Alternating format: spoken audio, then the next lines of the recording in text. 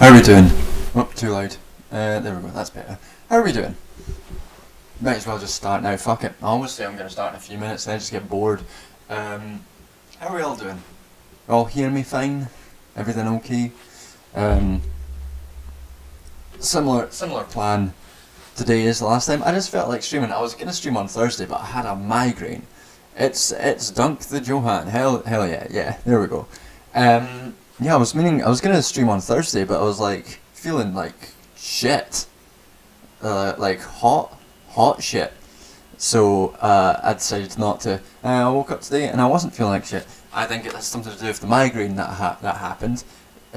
Which probably, thank you, lovely turtleneck. I put it on just for you. I was dressed in bad clothes earlier, and I was like, if I'm going to stream, might as well put on something. How are we all doing? As ever, hello from Northumberland. Yeah, as ever, let's begin with some wine, because it's Saturday, and we've thinking about that battery base. That is right. We should probably talk about that video at some point during the stream. I'm not really in that much of a mood to be talking serious stuff, hence cracking open a bottle of wine. But we can chat a bit about that.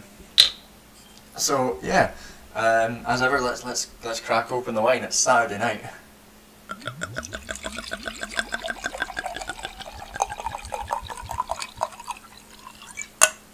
Cheers.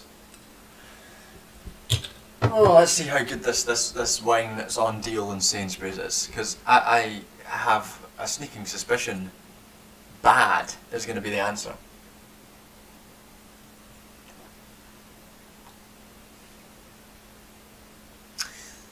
I mean, it's bad, but it's not really bad.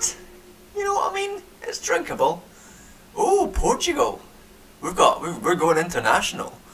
Homemade wine as well. Fucking hell, you've got it sorted. Welcome to the stream.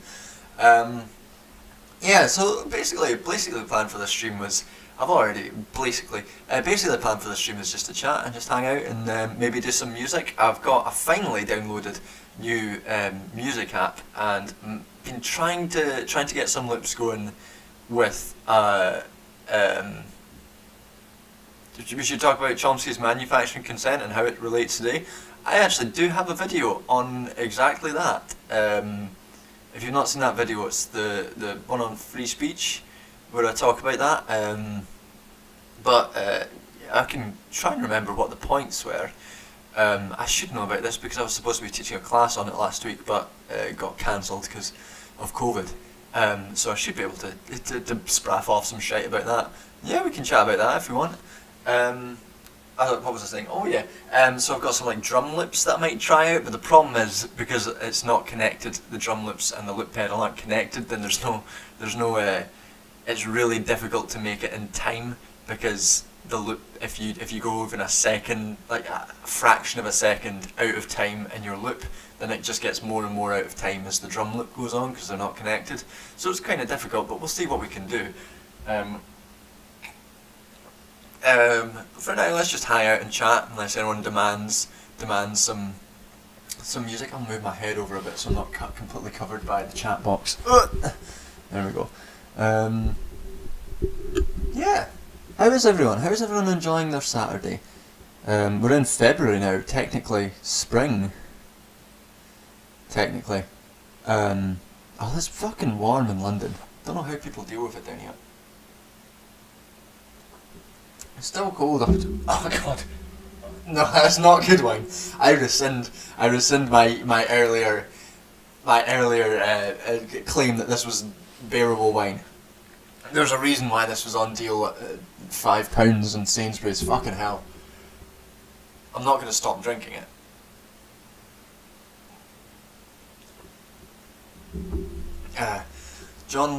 Quint Wilf is saying, John Locke, the day labourers and tradesmen, spinsters and the dairymaids need to be told what to believe. The greater part cannot know, therefore they must believe. Yeah, John Locke was an arsehole, and his philosophy is bad, and I don't like it. John Locke when you do a political philosophy course in any part, well, in my experience in political philosophy courses in both Scotland and the US, the story was very much here is a bunch of fucking Greeks followed, and they did the first politics. The Greeks, not many people know this, the Greeks did the first politics, and before that, politics didn't exist. The Greeks did the politics, they made it, and for a few centuries not much politics went on, nothing important, it was just Greek politics, but then came the fucking Enlightenment philosophers. Then you get up to Rousseau and Montesquieu. You might do a little bit of politics among Machiavelli, but you know it's kind of dirty politics. They don't really like talking about that. But once you get to Montesquieu and Rousseau, then you're back into the politics again. That's this big period of history had not really any development in the politics. And then once you go from Rousseau, you're getting onto your Locke's and your Hobbes, and then once that's done, you can do like one class on Marx and maybe one class on feminism, where you talk about Mary Wollstonecraft, and then you do a class on John Rawls, and that is the entirety of undergraduate political philosophy condensed into one fucking miserable course. It's bad out there, folks.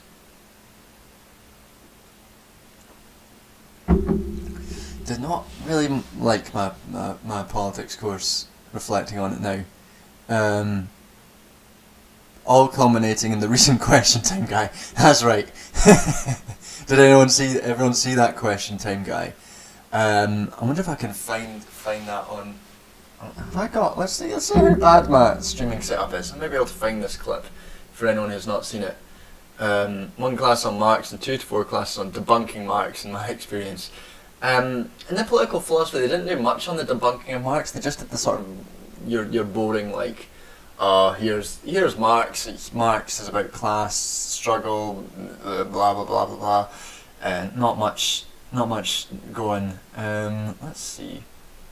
Camera and screen catcher. Hey, I do have that. Cool. Let's see if I can get up that question time. Let's see if I can find it.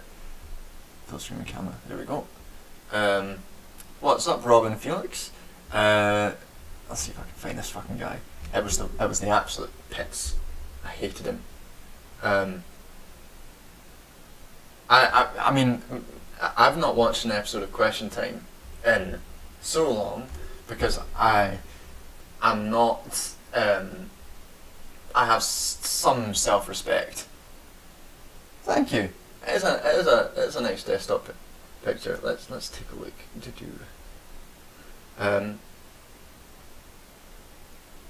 Oh man, I forgot it's cold up in Scotland. Fucking hell, it's so warm down here. I don't know how to deal with it. Fucking shit with the goddamn heating bills stuff. Here we go. Here's the arsehole. Don't clip that. Camera and screen catcher. There we go. All right. Here we go. Sorry. Can we hear this guy? Yes. Cool. Please. No, I mean, I appreciate that, and I've looked at the data myself. I mean, the data I believe you're talking about is the yellow card reporting scheme, which are self-reported. More than just the yellow card. Fair enough. Okay. Obviously, but looking at it on a global basis. Well, okay, fine. But most of the data in the Can UK, everyone for example, hear comes from the that? I yellow don't know card if I reporting can scheme, hear which is that. a self-reporting scheme. There was a select committee in 1999 which estimated that there was an under-reporting factor. So roughly only about 10 to 15% of cases get that guy. Referenced. And with the AstraZeneca vaccine, it's not simply All right. So I can't hear it. Okay. inflammation. I'm just gonna have What's to interesting remember here, what he listening said. to you, is you've got Robin here, who's a world-renowned expert, Yes. developing vaccines, To be researching fair, you vaccines can for pretty HIV much and imagine Ebola. what He's he's giving you saying information from he's giving you. his You're going through face. your notes, finding all sorts of other things. Is nothing That's he all you really need. says credible to you? Well, Given what an eminent scientist he is. Oh god, no, that sure. face. No, of course it is. I studied philosophy at university, and I learned that an appeal to an authority is not an automatic win of an argument. And if we want to appeal to authority, for example, we could talk about someone, say, That's Dr. not bad. Robert Malone. Anyway, yeah, who, that guy was terrible. I liked how he was like the absolute fucking apotheosis of wanker fucking debate streamers. It was like that connection between philosophy students, philosophy undergrads, and debate streamers, and it's like, wow, this is a real toxic mix you've got going on here. The philosophy student tried to destroy it with facts and logic. That's right.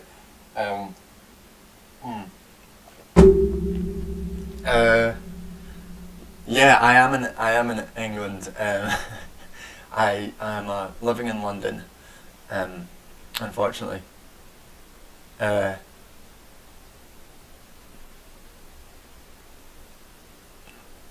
Oh, my camera mic. Let's take a look. Oh, I might have fucked that up. I'm so bad at tech stuff.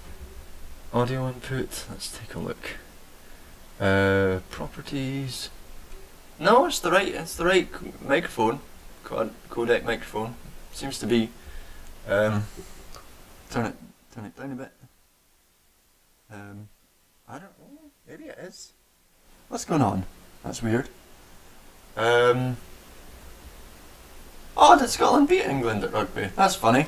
I was seeing folk posting about that, but frankly I don't give a fuck, so I forgot about it. What's going on with this microphone? If that's not, if it's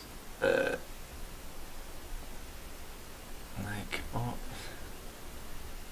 properties, USB codec. Yes, it seems the right one's on. I don't know what's going on. That's weird.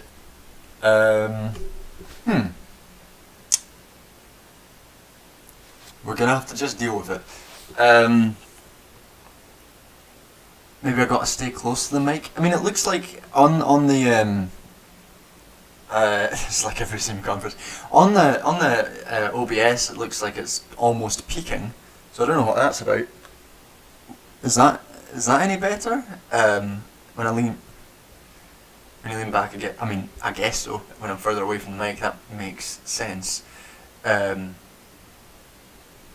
I don't have a fan on, no. Something's better. I've not changed anything. This is terrible. This is hell. I don't know what's going on. Fucking hell. Or might be because everything I own is shit. I mean, I get, like, we're just gonna have to deal with sometimes everything I own is bad. I need to get a better mic. That's gonna be next thing on my list is to get when I can is to get a better mic. Like one for like fucking streaming and shit, because this is bad. I'll drink some more. I'll be fine. We'll see what happens. I mean, it's okay. I just used count to comment. It's okay. I'll just pretend I'm in the microwave. Yeah, that's all you're gonna have to do, folks. This is an immersive experience for people who want to know what it's like to have bad audio. Sorry. Yeah. I mean, it's just bad. I don't think it's the PC that, like, the audio isn't coming through the laptop mic. It's going through the right mic. It's just a bad mic, bad old mic. My weekend is doing okay. It is. It's so, like, the past few days, I was feeling really shit, and I wasn't sure why. Like, I was incredibly tired, and like I had like dull headaches, and then. And I'd figured that I'd had migraine during the night, because that happens sometimes. You have a migraine and you feel shit for a few days. But then last night, like an actual migraine hit with like the aurora and everything, just like hit me. And then I was like, oh, this makes sense. There was just preamble to the actual migraine. And then when I woke up this morning, I felt much better. So it must have something to do with that. They're fucking shit. I hate migraines. They ruin days. Days and days of the week are just fucked whenever you get them.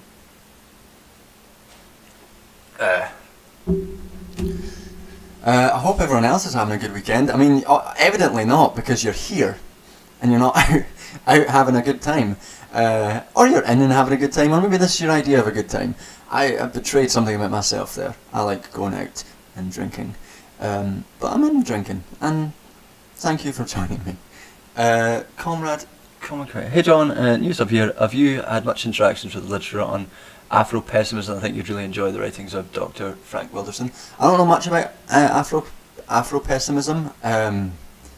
I know there's the extent of my engagement with it is that I know that there is controversy over whether or not people considered Cedric Robinson to be part of that tradition, and from my limited knowledge, I don't think he would be, but some people have tried to claim him, some people have criticised him for being Afro-pessimist when he's not, and other people have tried to claim him on the other side, and blah blah blah blah blah.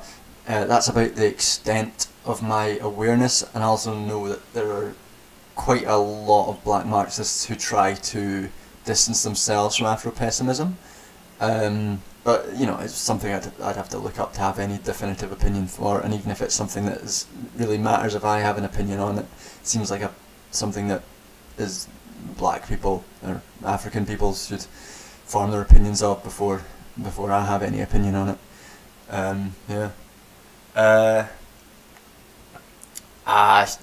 Booster was shit for me as well. I was fucked by that booster. I'm glad you got it. Fucking yeah. Out in this economy. Yeah, exactly. Why do you think I'm in? Yeah, migraines are bad.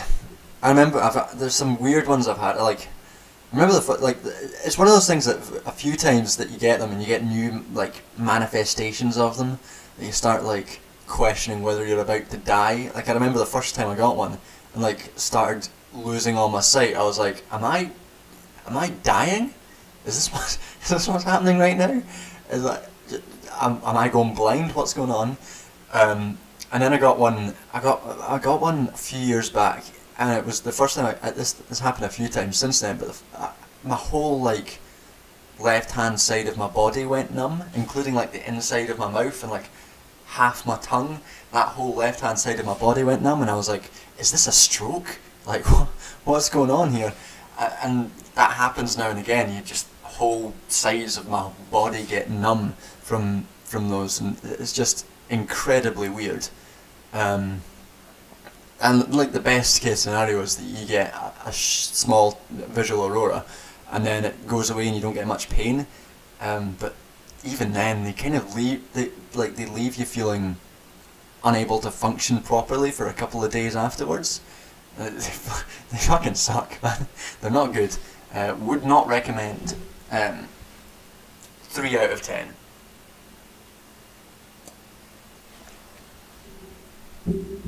Well, I had quite a fun night last night. Me and my flatmate watched the girl in the window. No, the girl across the road. The woman across the road from the girl in the window. We watched that, and I enjoyed it. That was a fun, dumb series about like a pastiche of stupid the girl on the train kind of TV shows, and it was incredible. There was a great moment where the woman, oh, my face has gone white. Don't know what's going on there. There was a great moment where there was like a flash of like dog portraits, dog portraits and dog heads painted on top of nudes, and it was just incredible. It was a great joke, absolutely top notch stuff there. I'd recommend it, and the good thing is it's played very, very straight. So I didn't even realise that it was like a parody at first. Like, my flatmate just put it on. I was like, what's this? And we were just watching it, and I was like, what is this? What the hell are we watching? And then he told me, I was like, oh, okay, so this is like obviously a massive parody of all of these kind of nonsense women in the train across the street kind of stuff. It was great. It was great stuff. There was one of the worst sex scenes I've ever seen in my life that was clearly aping The Room. The sort of sex scene where you're like, oh god, Jesus, this is just going on, and it went on for so long.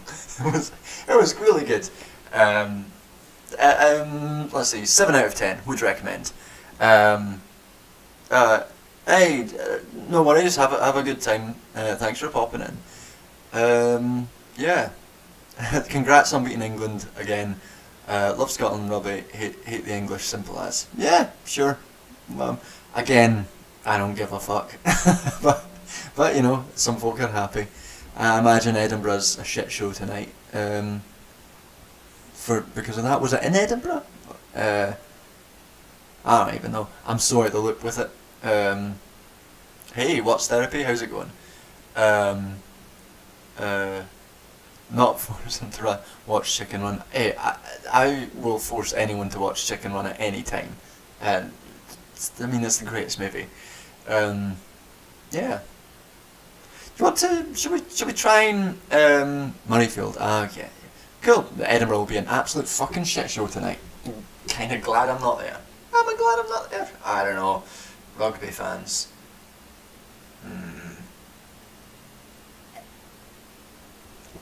Oh god damn, that wine is not good. Ooh.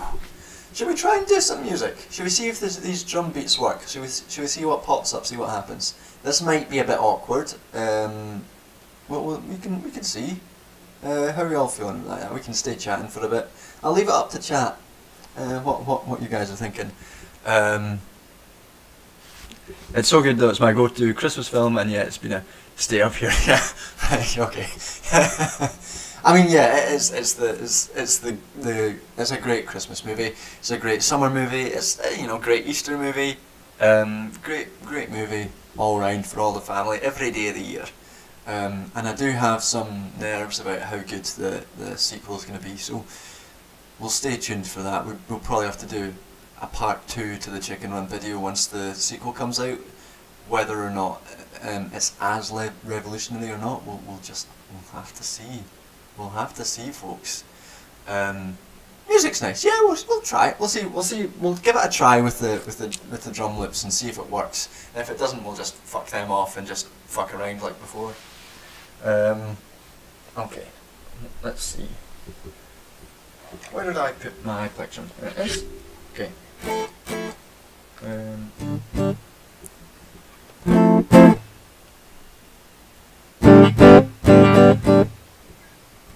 The sequel will be revisionist. Yeah.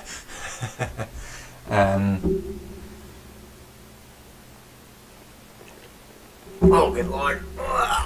Bad wine. One day, I'm going to be able to buy good wine. Or, fucking hell, I don't even have that high aspirations. One day, I'm going to be able to get wine that doesn't make you gag.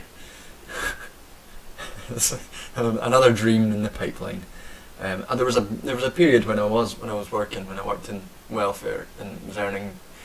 I remember that was after like my masters, and I was working for a while in loads of different places. I eventually got this job at welfare, and I had a nice steady regular income that wasn't shift work, and I went out with my flatmates at the time, and I bought Morrison's brand vodka and Vimto, because you can get, I don't know if you know this, you can get like the highest amount of vodka to lowest amount of mixer with Vimto, because it's so like sweet and so strong that you can't really taste the horrible vodka.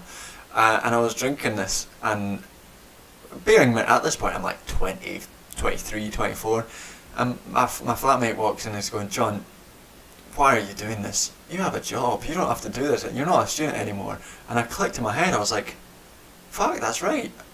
I can actually buy vodka that doesn't make you want to die. But those days are gone now, so we're back on the vodka that makes you want to die. So, hey, happy days. I got sidetracked. We're gonna try some music. Let's see what pops up. Okay, let's try a more chilled beat to start with and see what happens. Well done on finishing something for uni, Matthew Burns. All right, let's see what pops up.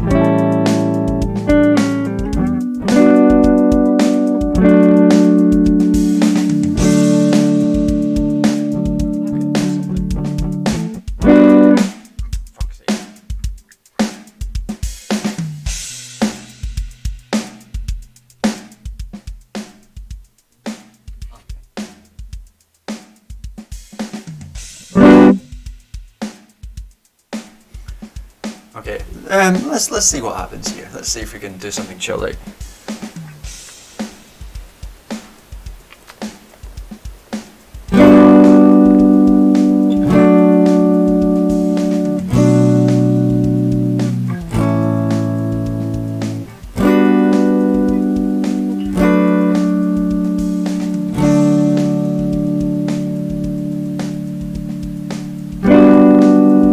Might have fucked that up. Let's see.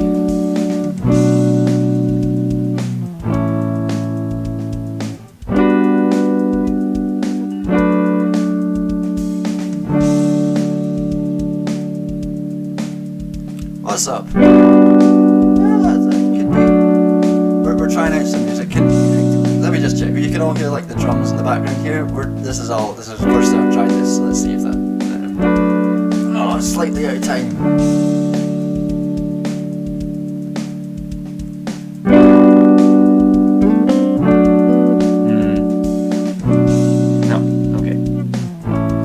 Try that again.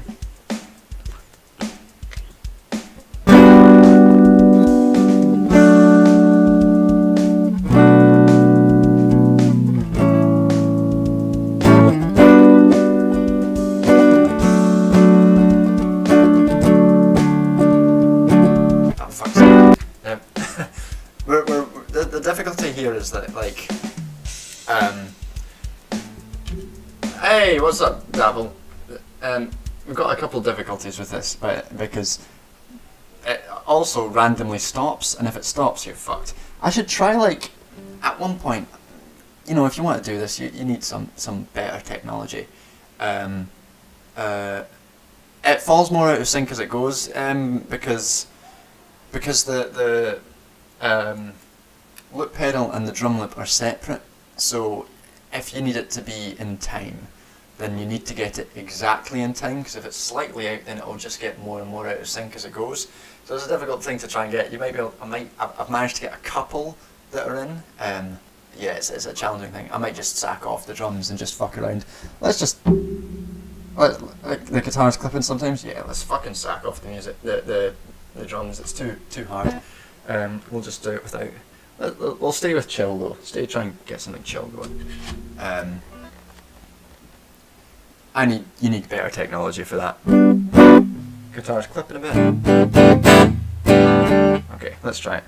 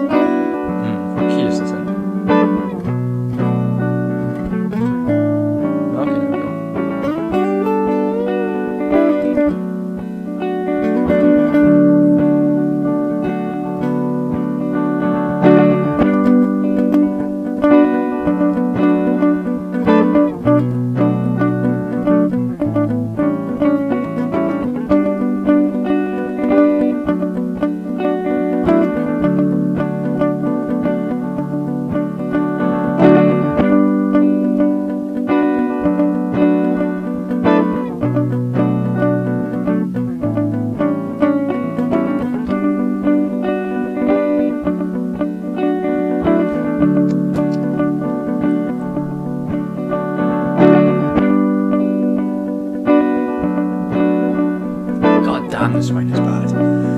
Ooh, that's the name of this track. Bad wine. Good lord.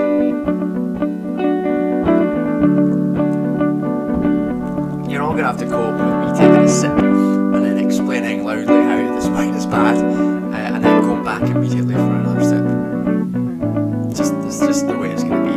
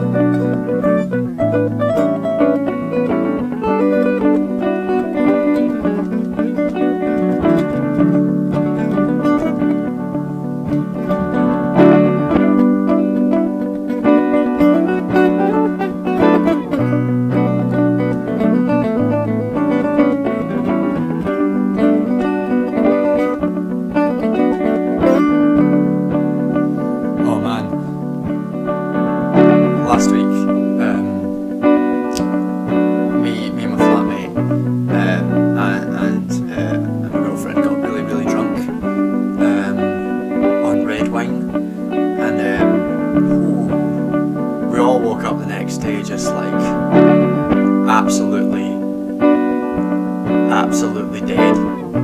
Like I walked through to the living room, my flatmate was sitting there. The cat had been screaming because we weren't paying enough attention to him, and I'd asked how he was, and he was like, head in a vice. And I remembered why I don't drink. I love red wine. I really like red wine. Look at me, I'm wearing a turtleneck. Of course I like red wine. It wasn't even cheap wine. It was lovely wine that we'd had, that my flatmate got, and we were all fucking dead. We were so bad, and we went out to go to the fucking go to the National Gallery. Oh, a challenging day. That was a challenging day. So I'm not going to get that drunk tonight because I actually do proper stuff tomorrow. I mean, I'm going to drink this bottle, but aside from that, I'm not going to drink all that much. Because I've got stuff to do tomorrow. But fucking hell. Red wine. Thank you, Public Handle, that's very kind. What books would you recommend to me to learn more about neoliberalism? Let's turn that down a bit. To learn more about neoliberalism, it depends where how strong your knowledge of it is at this point. Like if you want some early introductions, David Harvey's book's a good introduction. That's not particularly great for its. I disagree with parts of it on its conceptualization. Other books that are good on it. Right now I'm reading Imperialism in the 21st Century by John Smith, which is really good at looking at the sort of production side of neoliberalism and how production has changed in that time. It's quite complex, but also has really good bits on, it has some really good, clear explanations of Marx's working capital, but also has some really good stuff on production. It's hard when people ask that question. It's kind of hard to to pin down a particular book on neoliberalism, because few of them tend to be fully about conceptualizing neoliberalism as a whole, and they tend to sort of have bits and pieces because it's like the hegemonic structure, the hegemonic ideological and sort of structure of capitalism at this moment. They tend to not be focused on like, here's neoliberal capitalism and how it's totally conceptualized, because it's really broad and it encapsulates loads and loads of shit. But they tend to have like chapters on it. Like, for example, necropolitics doesn't do a very good job of explicitly dealing with some parts of neoliberalism, but you can sort of apply it to how we see neoliberalism. You look at things like how welfare's changed, and you can apply necropolitics. Books on social reproduction theory, Anand Jaff's book, and Titi Bhattacharya's book doesn't explicitly deal with neoliberalism overtly, but you can detect the stuff in, so it's kind of hard to pin down exactly a good book. My advice, if you're looking for more stuff on neoliberalism, is to go back on some of the videos that I deal with and talk about neoliberalism explicitly, and have a look at the bibliographies. Those bibliographies will have lots of information, lots of papers, most of which will be available without institutional access, because my institutional access is so shit because of the vagaries and peculiarities of my university. So most of the stuff is available online, unless it's something I bought and have a hard copy of. And if it's not available through Google Scholar, Zed Library, or LibGen, do use those. But yeah, that's going to be where you're going to find some more sort of stuff on neoliberalism, specific things that you might be interested in. No book is going to be able to encapsulate the totality of what neoliberalism is, because it spans across culture, ideology, production, reproduction, feminism, racism, classism, ableism. It's expansive topics. You're not going to be able to get anything definitive in that regard. But yeah, take a look through the video bibliographies. They're always in like the pinned comment of the video. Sorry, it's not the most helpful. Yeah. Let me catch up on some of the other comments while I was ranting.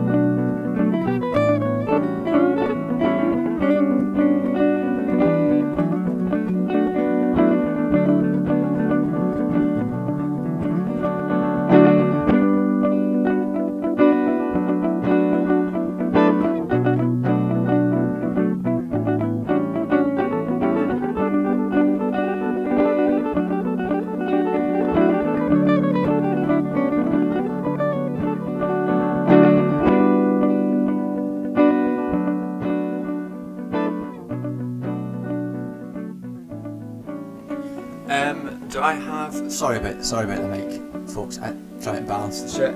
It's hard to tell on the through the earphones.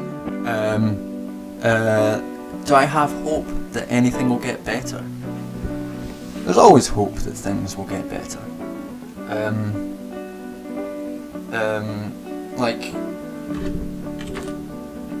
one of the things that we saw, that we've been seeing a lot more of recently, is an explosion not just of labour union activity, but they have seen much more labour union activity, much more militant labour union activity, which is good.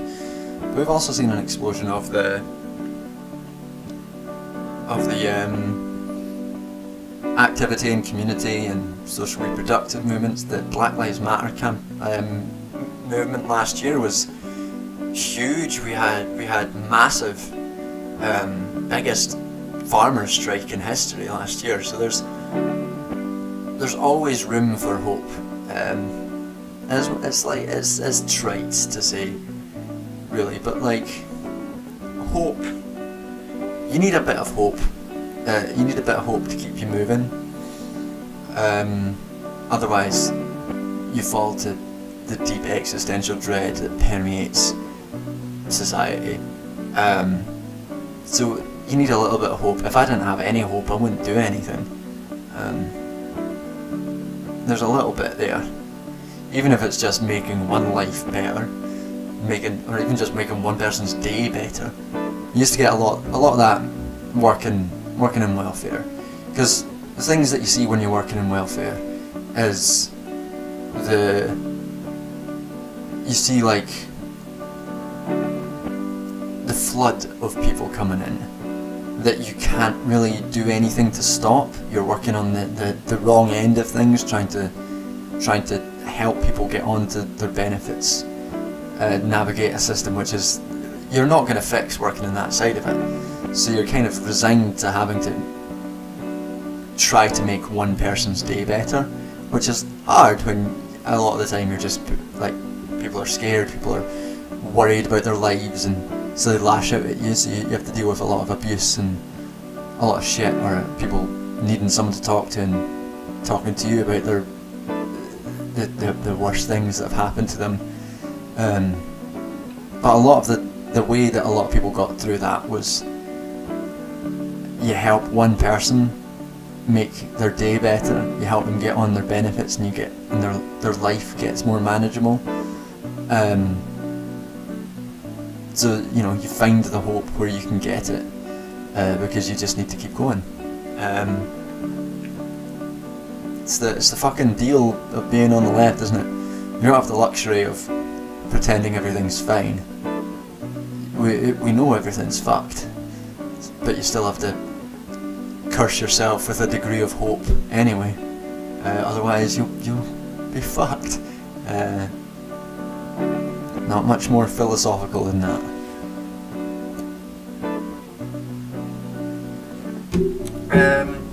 Thank you, I like my turtleneck as well. I get the fucking piss ripped out of me by my family if I ever wear this around them. I mean, I get it, I get why they make fun of me, because it's very like academic, like, isn't it? It's very Foucauldian,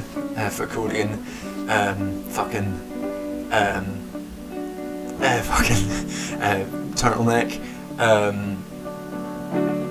Yeah, I like it as though. Someone was asking how long I've been playing. Since I was about 10. Been quite a long time. Almost, oh Jesus Christ, almost 20 years. Oh my God. Age really gets to you. 17 years then. 17 years of playing guitar. That's a long time. I'm gonna have to lean in to take a look at some of these comments.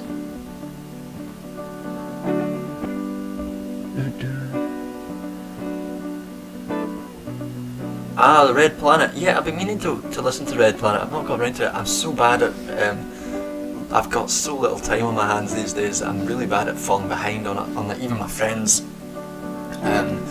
videos and podcasts and that. The only time I ever listen to podcasts is when I'm running, when I'm like doing exercise, and the last thing I want is listening to politics when I'm trying to do exercise. So I tend to listen to like D&D podcasts, because I'm the parody of myself. So I tend to listen to D&D podcasts when I'm doing exercise and not politics ones, but I'm slowly running out and I don't know if I want to start another one, so maybe I'll get back onto it. Not listened to Trash Future in ages, just maybe try that again.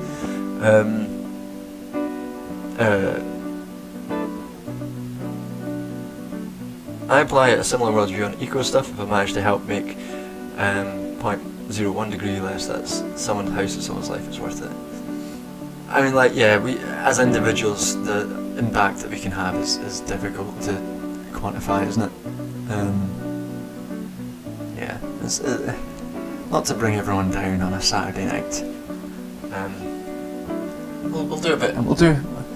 I'll take another sip of this terrible wine, have a wee noodle about, and then we'll change the song a bit. See what, maybe we can up the mood a bit. Ah.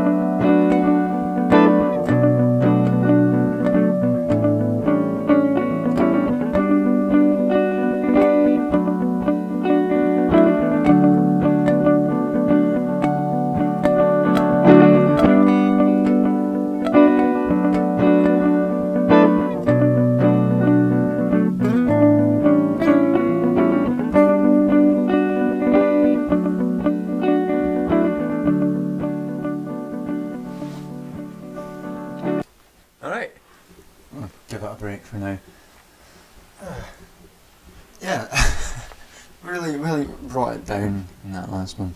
I like it, yeah. Harmonics is a good way to cheat to make it sound like you're better than you are. Just a wee fuck around with a wee harmonic. I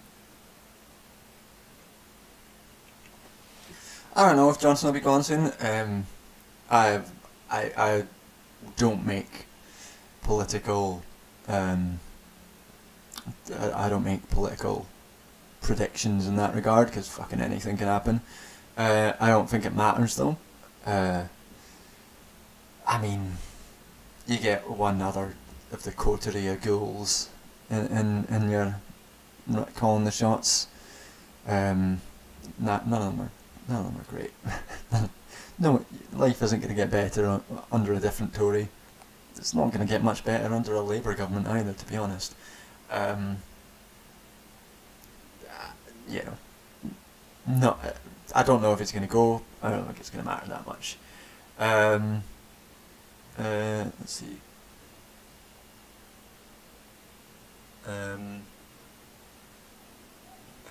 Just for now, I find that I prefer teaching to research these days. I find a lot of hope in the undergrad students I work with, or at least those who aren't pre-med. They're pretty crappy in general. I enjoy teaching. Because my institution hasn't got undergrads, I only teach master's students, which is, I imagine, quite a different experience. But I think I enjoy teaching master's students, and they're all very engaged, and even the ones who are. So I'll tell you a story about a fun teaching thing I had last term, where I was teaching on economic and social human rights and the interaction with like that and neoliberalism, and I remember the feeling that the students reported to me after talking to them and teaching them about this stuff, because you come in with a set of assumptions when you're talking about human rights, and they tend to think like, you know, human rights are great. Here are these human rights structures. Maybe they've not got enough power. We need to think of the new structure for human rights, for realising human rights, and you start to dig down on them. Like there's a big debate in human rights about whether or not economic and social rights should be considered human rights alongside the civil and political stuff, and they go like, of course, because without freedom of speech, I mean, like without the ability to access healthcare or access education or food, what use is a human right to free speech, like, for example? So they started getting into this, like, basically the Soviet perspective on human rights, which is quite fun. But then you start questioning them, and they flip, and they're like, well, maybe civil rights are just as important as the civil and political ones. And then you start questioning them further, and you think, well, are any of these rights really important? Do they really matter in the sense that there's an underlying economic system? And you don't go full on Marxist and talk about capitalism in this context, because you're teaching. Oh wow, Quint Wilf. I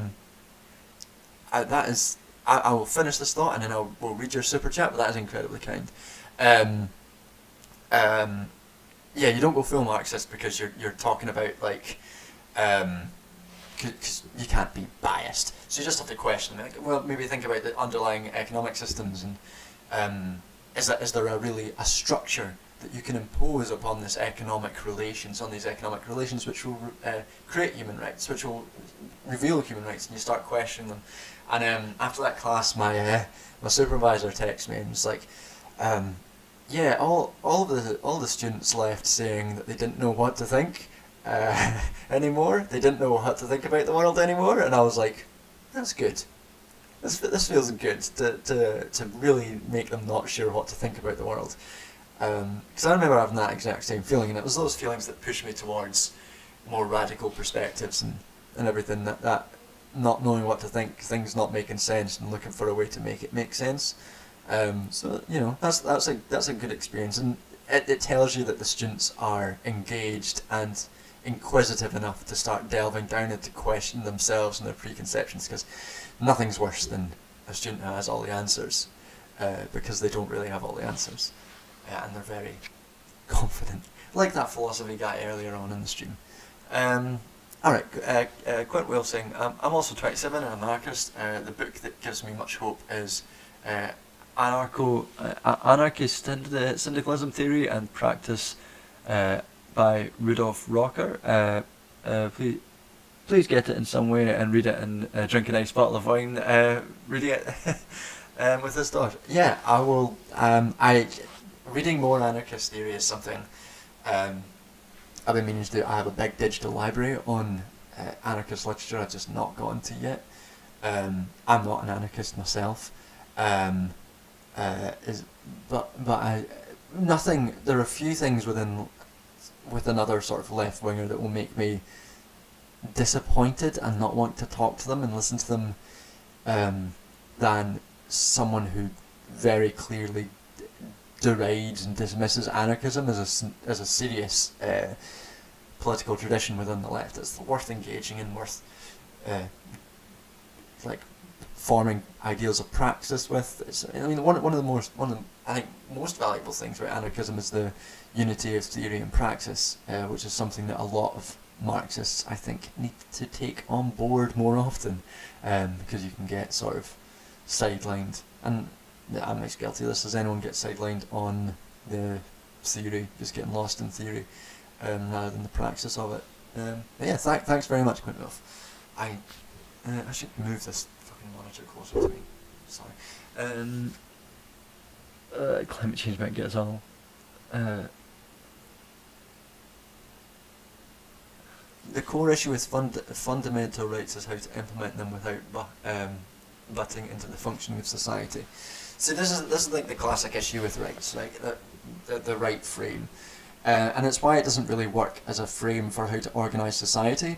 At least in my view, I don't think rights are a particularly good frame for that, and in my research, rights are more used as a tool for generating social movement activism rather than any sort of organising principle. And it's because competing rights, there's always competing rights, and it's like that Marx quote, between equal rights force decides, and that's always going to be the issue. And that's something that you have to engage with if you're involved in any sort of rights talk, and it's something that particularly the legal positivists tend to not be particularly good at engaging with.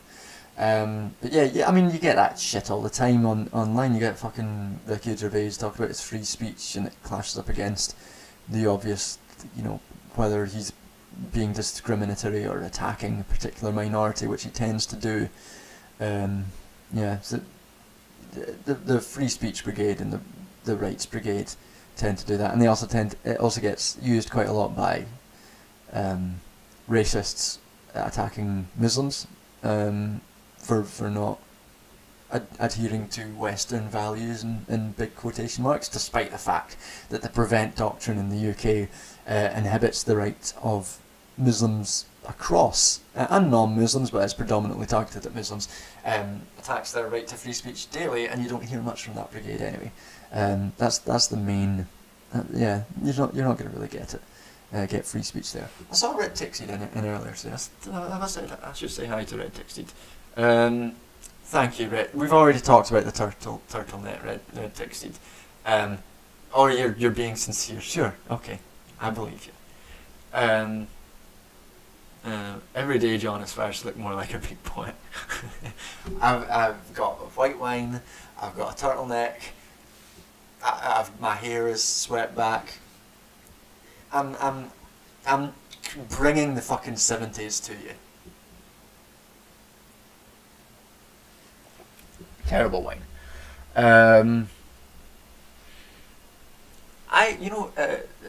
Was that Louisa Ruth? I have a very good friend who makes mead for a living. I've never tried mead. I didn't know it was a real drink that people had anymore until very recently. We were watching The Witcher, and I was like, this mead's real? Is that a real thing that people drink anymore? I'm not even sure what it was. Like, I didn't know what it was. I thought it was like beer or something. Apparently it's a honey liqueur. Never had it. Yeah.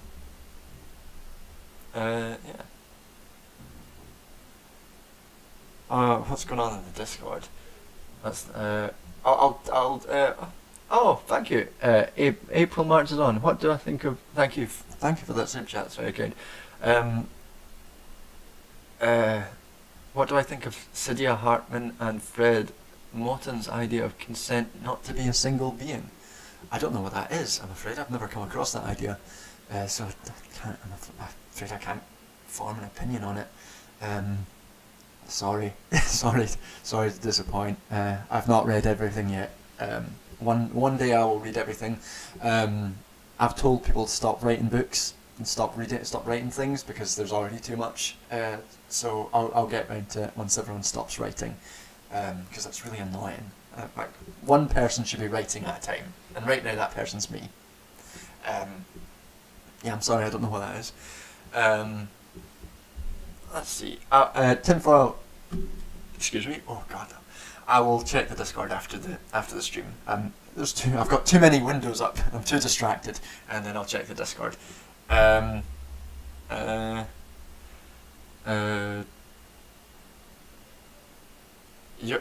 don't know what. Alistair Allen, you only have to look at the United States, how fundamental rights like the First Amendment cause such a significant societal dysfunction. I don't think it's the First Amendment that causes societal dysfunction in the US. I think it's deeper problems there.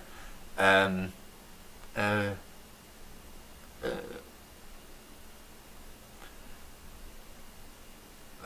people keep telling me mead is good, but I've just never had it. I've never come across it in any. Like, I've never been to a pub and they'd be like, would you like to try the mead? I didn't think it was a real thing. It's like I've had port once in my life. I didn't realise port was something that people regularly drank either until I was at a party and someone was telling me that like you could get port from Marks and Spencer's for like £7, and there was a apparently a fucking epidemic of left-wingers in London getting gout from drinking too much port for a while. I didn't realise mead was real. I'm sorry, folks.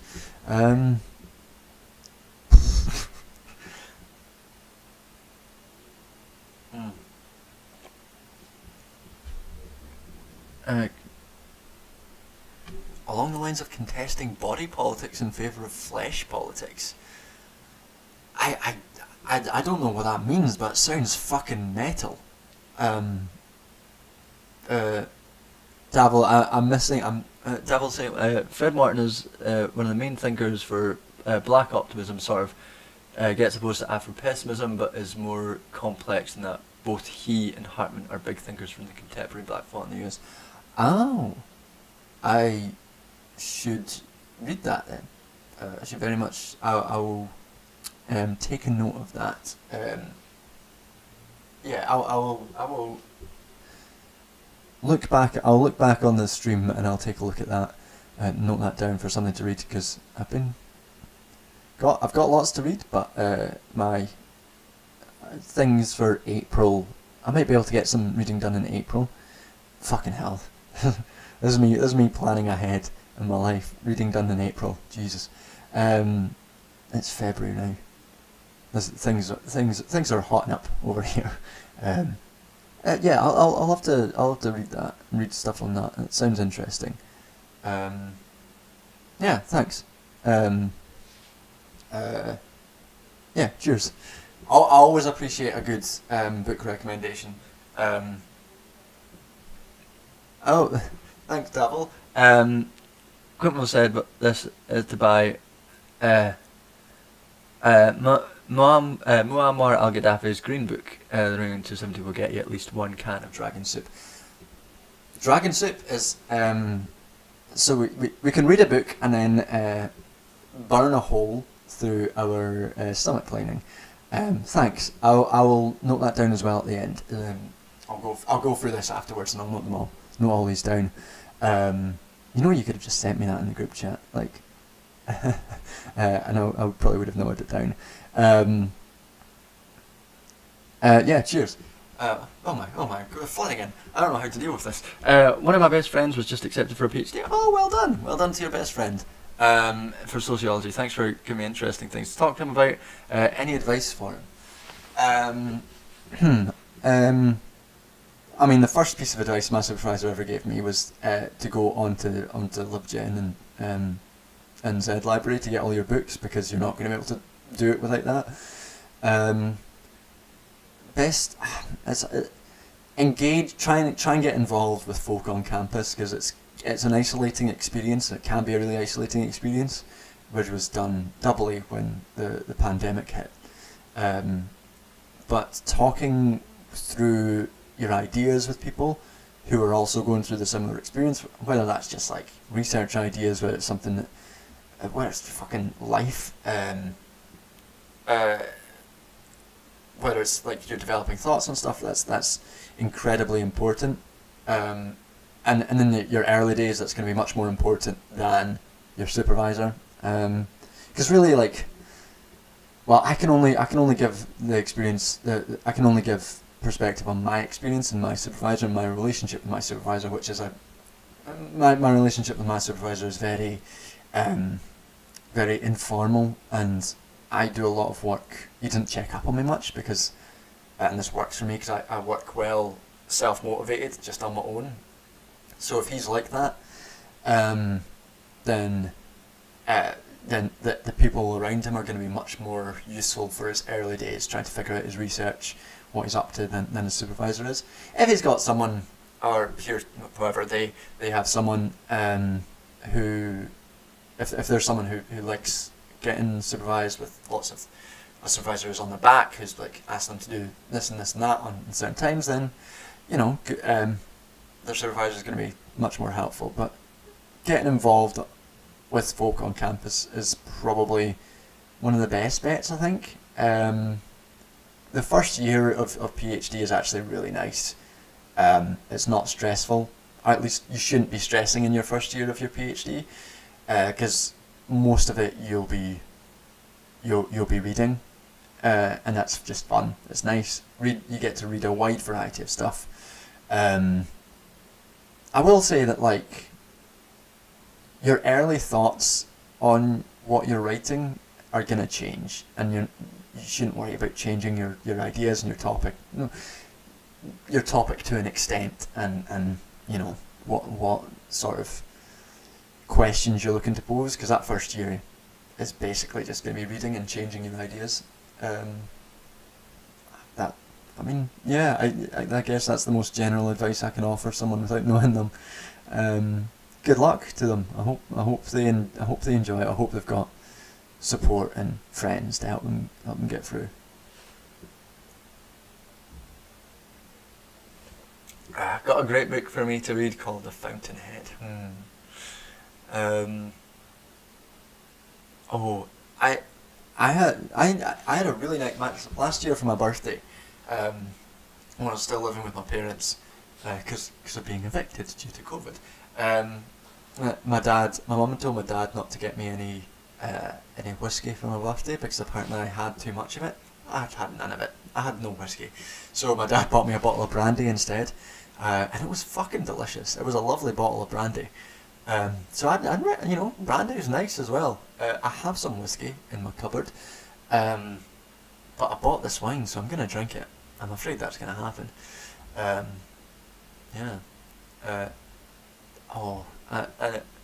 Anisha 12, I wish I had some of that. It's been so long. The thing, my asthma's so bad that smoking affects me really bad. I wish I had like edibles or something.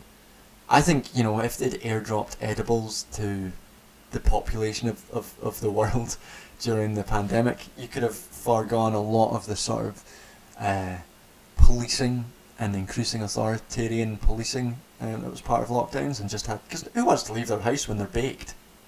No one. Just give them some edibles. People won't want to leave. Really chill folk out. That's my idea. Another PhD here, 100% agree. Do reach out to the other grad students in your area and related fields. Yeah, it's good, and it's useful, and it's helpful, and it's good just to have folk to talk to. If you've got, also look beyond that if you're moving to a new area and you don't have many friends there, because like talking about your research all the time will drive you insane. You sometimes want to not talk about your research. The fear of your perspective changing when you're reading more on your subject is bad, but yeah. So I was in a fortunate position with my research, because I think a lot of people go into and this isn't a bad thing necessarily, but a lot of people go in with like preconceived ideas about how my face has gone white again.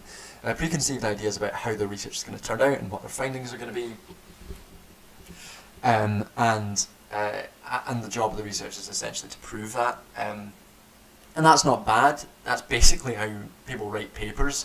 Very few academics write a paper trying to find out something. It's generally to prove an idea that they've had, even if they make it seem like they're trying to find out something. But that can be stressful if you have this idea about how things are, and then it changes, and you're suddenly like faced with this sort of whole world of ideas that you've got to think of.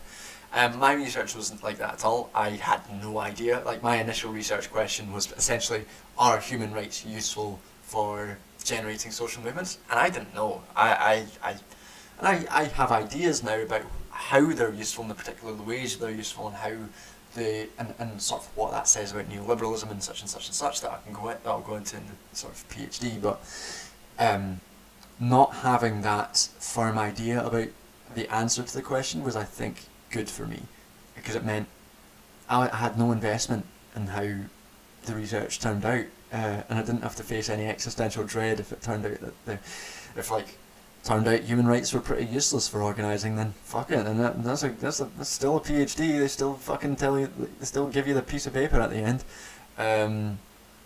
But you know, I find that they are kind of useful in certain ways, which is also good. And it makes that argument does make it slightly easier for me, because people tend not to like the idea that human rights are useless. So it's good to be able to go to Vive and say, hey, they're not useless if they're used in this very specific way.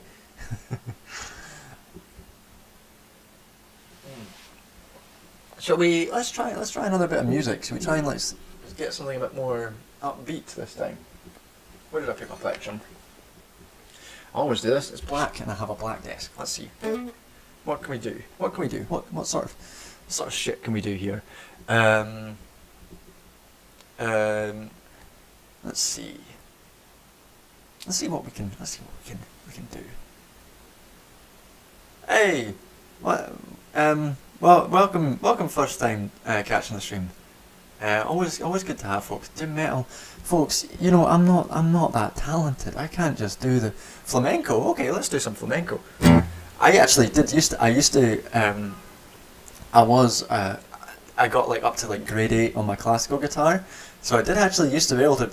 I can't anymore. I used to be pretty good at doing flamenco guitar. I had some quite good flamenco pieces that I did when I was doing guitar, classical guitar. But I've forgotten all that by now. Maybe I should get back into it. Maybe I should get back into classical guitar. Django Reinhardt. I loved Django Reinhardt. I always wished I could play. I never figured out how to. I always wished I could play like Django Reinhardt. He was so fucking good. Let's see.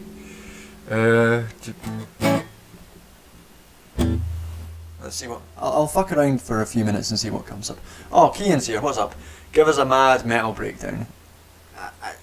I get we've been through the metal. We'll see if we can. Flamenco tinfoil pancakes is like Spanish guitar music. Kind of like this bird. Yeah.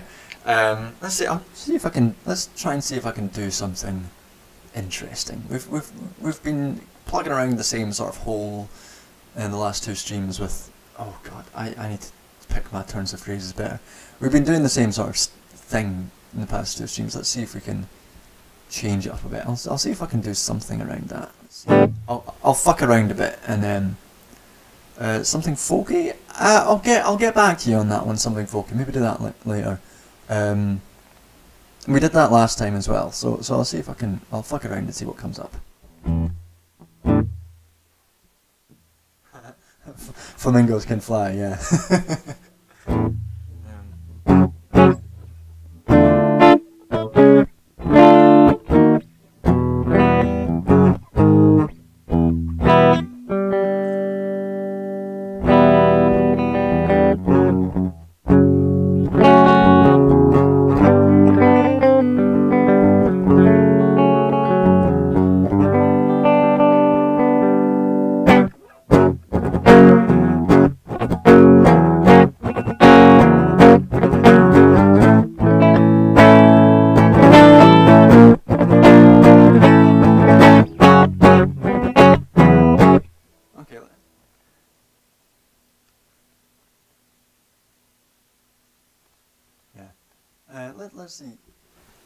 Let's see something with that. Let's see something like that. Yeah, Supreme Cat Lord, I get it. I do, especially because the light is shining and making me glow like that. I get it. But this is fun for me, so you're just gonna have to deal with it.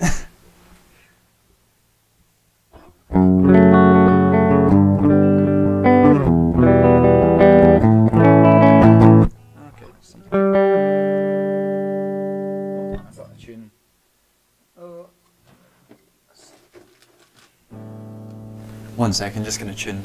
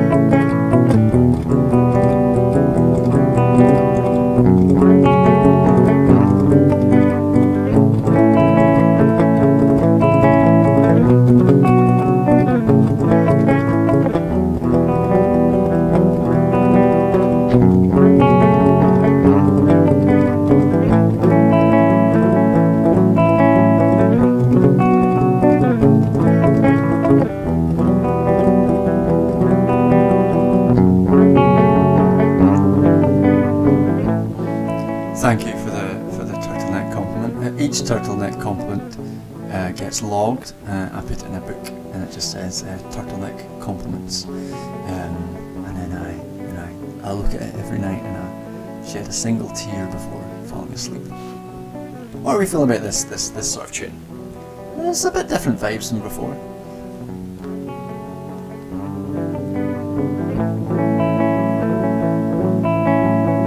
Getting some oles from your Spanish family.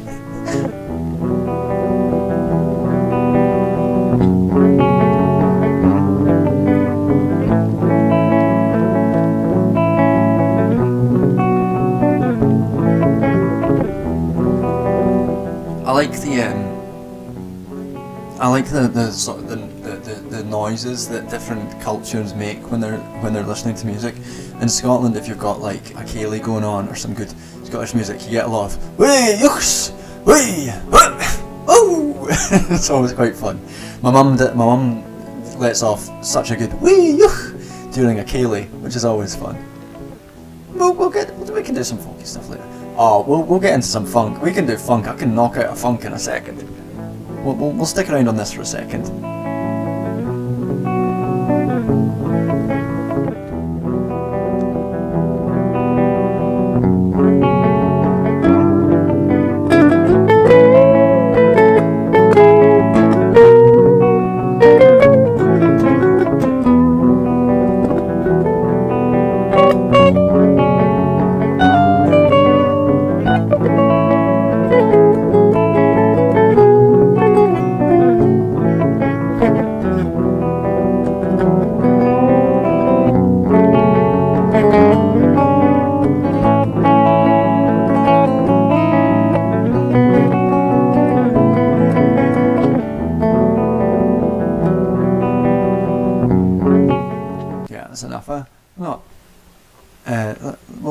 We can move on. Let's move on to some funk, actually.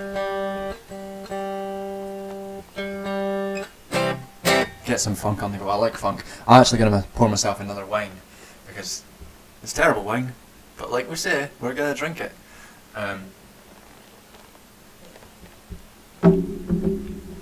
April marches on. I wish this one thing that I was bad at. Always been bad at is memorising scale types. I just fuck around, see what comes up. See, my entire like style has been let's fuck around and see what happens. I've not been to a ceilidh in ages, Supreme Cat Lord. I've got a friend getting married in June, so I'm excited. I'm excited to go for a ceilidh to a ceilidh there. It's going to be a fun wedding. The last ceilidh I would have been to would have been my cousin's wedding in like 2018. And it was a good wedding, but there was one old woman there who like was shouting at people for not like at one point about like fucking 11 p.m. at which point like I'd been drinking for 12 hours and was surprisingly still able to dance. I forgot some of the steps of the fucking gay gardens or whatever dance it was that they were making us do. And I forgot the steps, and this fucking old woman who was my partner was like, if you don't know the dances, get off the dance floor. And you're like, that's not how a ceilidh works, man. Nobody knows the dances. We all forget the dances, and you'd stop you just go with it. Who gives a fuck if you don't know which heel, toe, 1, 2, 3 fucking twirl your partner shit that you're doing at that point. You just do it, and you see, and the partner who knows it better just deals with it. It's about fun. It's not about knowing the dances. Miserable old bastard. Sorry, that just came out of me. I blacked out for a second, and this anger just emerged out of me about this one old woman. Sorry. ceilidhs. Nobody knows ceilidhs.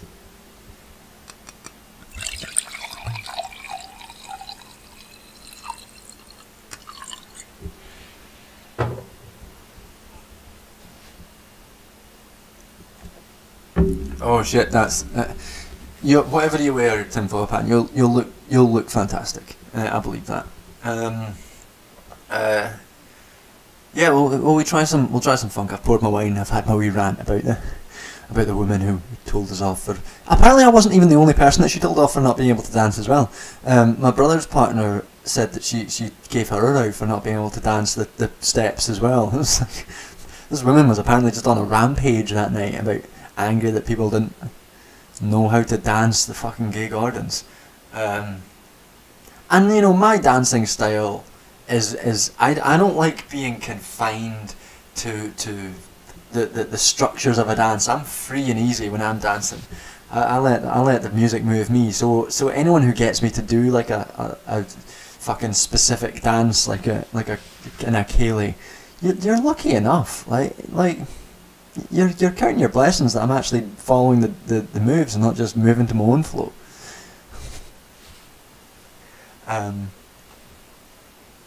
Yeah, let's do some funk.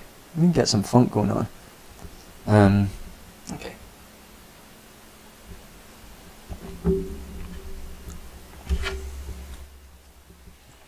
Okay, let's see.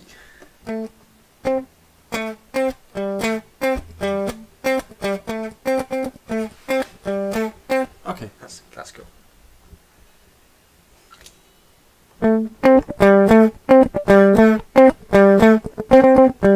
Oh, fuck that up.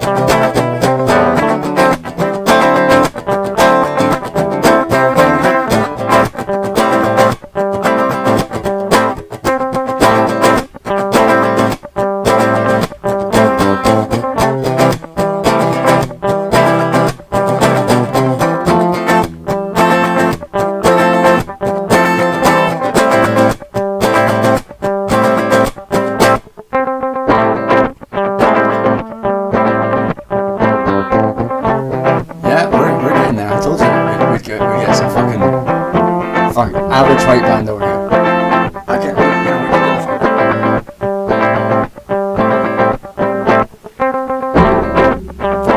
I wish I had a pitch shift. I wish I had a pitch shift and then get some bass going on. This is what we're gonna do right now.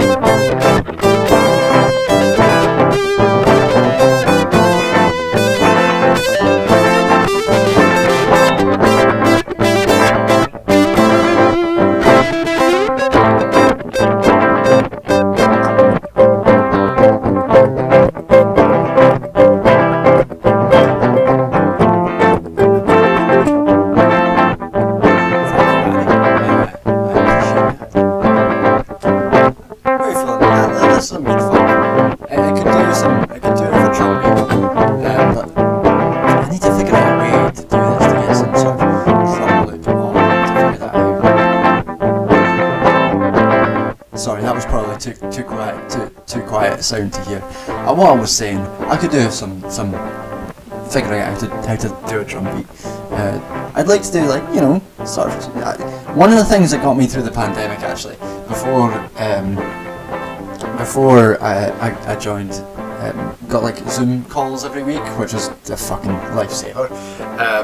Was Mark Rebelli streams, and his fucking vibes. Like you need some of that sometimes. I'd like to find a way to emulate in a very much worse way. Mark Rebelli, communist Mark Rebelli, shit communist Mark Rebelli. We can try and get some of that vibes going. So Michelle H, it's funny you should say that. I actually have been trying to. I have downloaded music software. I try to get my the grips of it because I'm used to Ableton. For anyone like the music that I use for like the openings to my videos, and I have like a Bandcamp with a bunch of songs on it that's all like made on Ableton. Thanks for dropping by, the Supreme Cat Lord. So I'm trying to get back into making music again because I missed that. It was nice when it happened. I also miss, like, if I had more time, I'd like to play with bands again. It's been a long time since I last played with a band. Ableton was really useful. I really liked Ableton. Dr. Dugan. Yeah, that's me. It's all everything is all linked in the description.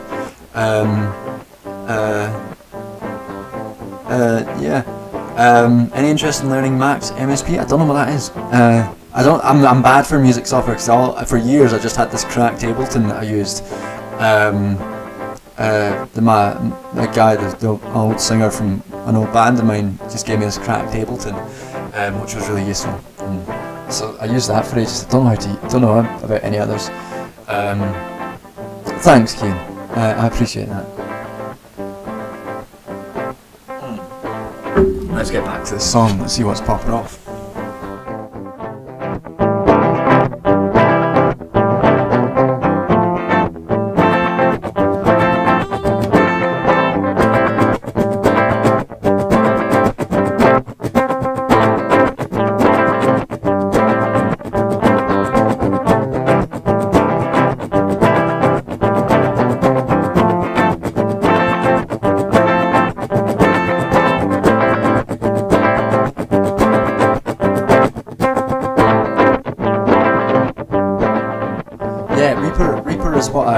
Reaper's what I got. Reaper's the one that I downloaded. So it was just today that I started trying to figure it out. So I'll be trying to do that. I need to get some fucking digital keyboards and synths and stuff. I want to try and make some synthy shit. Try and get some synths involved there. Basically I want to get. Also need to get better microphones. I want to try and get back to singing again because this one's bad.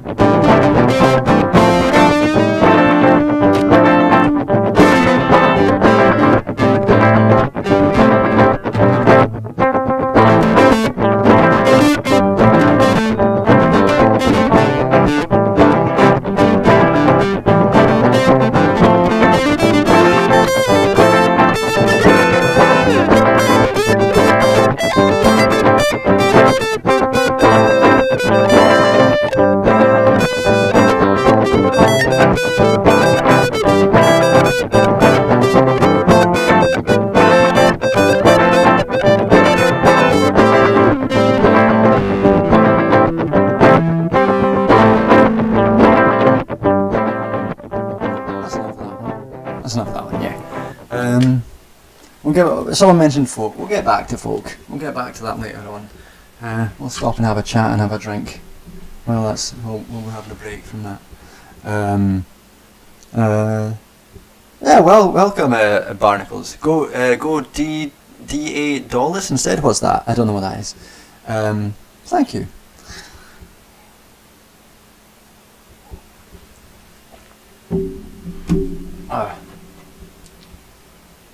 One second, I have to check my messages, and I will be back to you. Hardcore Santana face this time, yeah. I'll get back to you in just 1 second. Just making sure. No, we're good. Cool. Yeah. Hardware. Yeah, good vibes all round. Yeah, it's been I'm glad I streamed tonight. Thanks everyone for coming along. We're not ending, by the way. I'm just enjoying you all. It's been a nice stream, very chilled out. I kind of know the answer, but why were so many of the great Scottish bands of the early mid-80s very political? Well, I guess probably many bands of the early 80s were political. I guess it's an interesting thing. I was talking to someone about this last week. That previous, I think this probably has something to do with, and like notwithstanding the emergence of Thatcherism and how that played into class politics, but things in terms of the general mood, but like these days it's very difficult to get into music. It's very difficult if you're a band to succeed. It's very difficult if you're a musician, not just to succeed, but to make a living, because the benefit system is so fucked these days that there is basically, oh, hi from Turkey. Wow, well, welcome to the stream. We're just chilling out, we're drinking wine, and we're playing some music every now and again. We're doing good, thank you. Yeah, so back in the 80s, there was still an ability for you to claim benefits without they'd been cut to some degree, especially in the late 80s. They'd been cut to some degree, but not to the extent and not with the same sort of behavioural conditions that a lot of benefits these days have, where you have to seek work for 35 hours a week and all that shit. So you basically had an ability to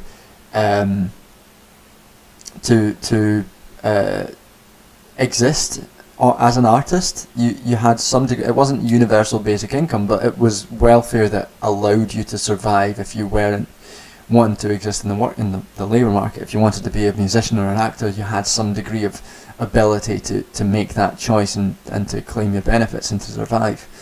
And that just doesn't exist anymore. And with that, and with skyrocketing inequality, with cuts to funding for music in state schools and all that shit, you no longer have any bands from any background that isn't fucking posh wankers. And that leads to things like Mumford and Sons and the Cooks and fucking all these, that band, what are they, the uniquely horrible band from Oxford, they're called Sports Team or something. This whole deal is, oh, we're posh and we're from Oxford, but we play rock music. It's like, fuck you tired old bastards. And that kind of, the Strokes themselves, the Strokes are a good example. But I will give the Strokes a pass because they're good. But they're all posh, privately educated, right? Or at least most of them are. And it's just the amount of the saturation of privately educated people, not just in like the upper echelons of record industries and throughout the entertainment industry, but the bands themselves who have the ability to survive in that industry have to be fucking posh. It's just like how it exists, the ability of working class bands to exist anymore. Working class culture has been fucking strangled, and that's been on steroids since austerity. So there's just not, and like, what fucking Mumford and Sons, folk like them, they're not gonna have any fucking revolutionary political take, are they? They don't give a fuck about people. They might have some fucking Guardian reader, one of the banjo player. I am taking credit for breaking up Mumford and Sons, by the way. I take credit for that, because when what's-his-face, the banjo player from that band, posted that Andy No thing, and I did a big quote tweet that got lots of tens of thousands of likes, more than any other folk, and after that he decided to quit Mumford and Sons. And I know this is petty and small time, but I am claiming that on me. That's my life's work for breaking up Mumford and Sons, and I expect tribute for that. I expect people to thank me for that, because they're fucking terrible. I hate Mumford and Sons so much. God, the fucking. What I will say in their slight defence, the soundtrack to Inside Llewyn Davis, which Marcus Mumford wrote in conjunction with the Punch Brothers, is good. It's a fucking brilliant soundtrack. Mumford and Sons themselves, fucking trash, fake folk music, wearing the garb of farmers, fucking old working class folk to try and lend them some legitimacy. Wear a fucking waistcoat and play fucking boring, shitty banjo music to make yourselves feel important. Nah, fuck Mumford and Sons. If you want some good folk music that's updating trad songs, then Bellowhead are where you're going for that, not fucking Mumford and Sons. But yeah, I'm taking credit for that. And back to the original question, you're not going to get many, you're not going to get fucking revolutionary political takes from bands like that anymore, really. I mean, like a lot of the political shit you get these days is obviously in rap and hip hop, where there is still some ability, although that is, that's being undercut by certain artists these days, where you have more working class, more racialised, obviously, people going up through those channels. And if you're looking for a good Scottish band these days, Young Fathers, Scottish hip hop band from Leith, are fucking brilliant. So I would recommend them. Yeah, that's set me off there on my rant.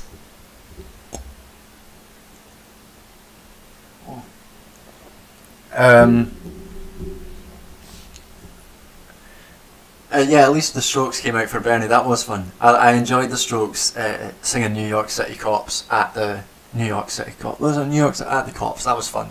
At least they have some degree of fucking because class and the experience of class and how Americans feel about class is different to the UK. Fucking people in Britain are so hung up on where they are in class. Like, my dad grew up in a council house, and just because I earn £120,000 a year doesn't make me middle class. Like, no, it fucking doesn't. Make you in the top 1%.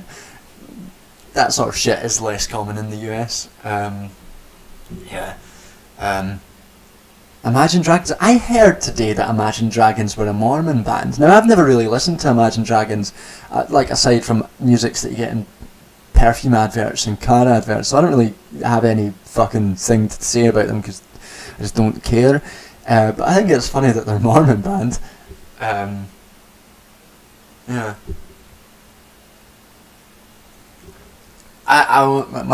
On Billy Bragg, Mithril.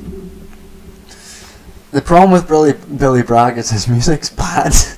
Like, I'm sorry. Like, he's got good politics, but fucking hell, I can't listen to his music because it's not good. Yeah. I mean, good job, Billy, for sticking on it, but at least I I wouldn't listen to an album. Hey up, I smell. Welcome in. The wine's kicking in here. What else do I passionately despise? Adam,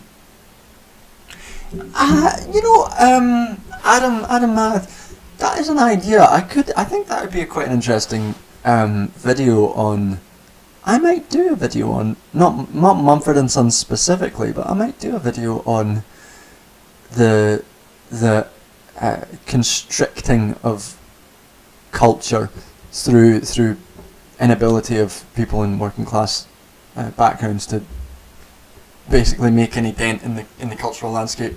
That might be an interesting video to do. That is the wine kicking in. It's bad wine, folks. It's bad wine.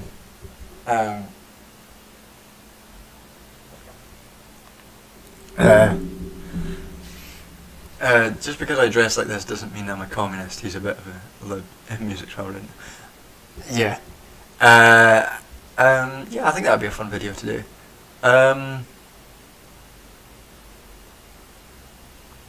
Suzanne, yes. Yeah, I mean, it makes sense. Letha's, I mean, it's being heavily gentrified at the moment, but it's still got some.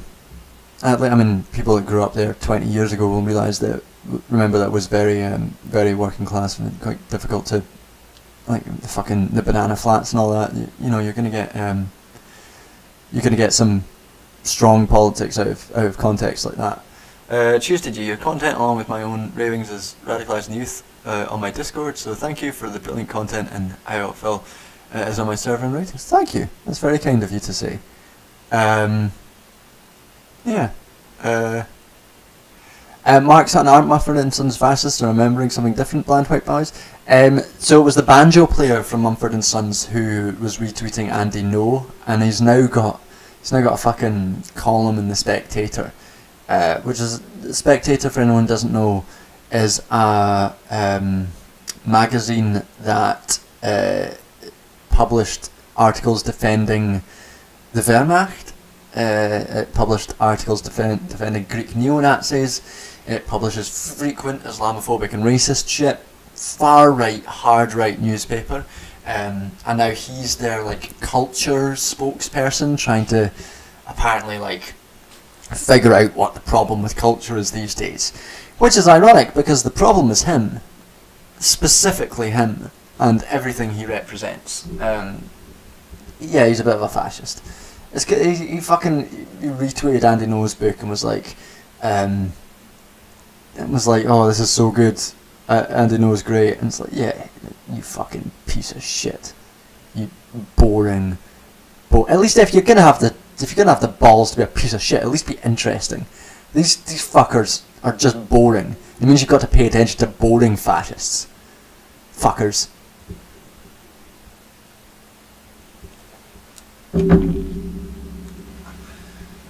Should we try and do something folky? Someone requested something folky. Last time I explained a bit of Shetland folk music. I'll see if I can try and do some. Oh, we've got some distortion on this.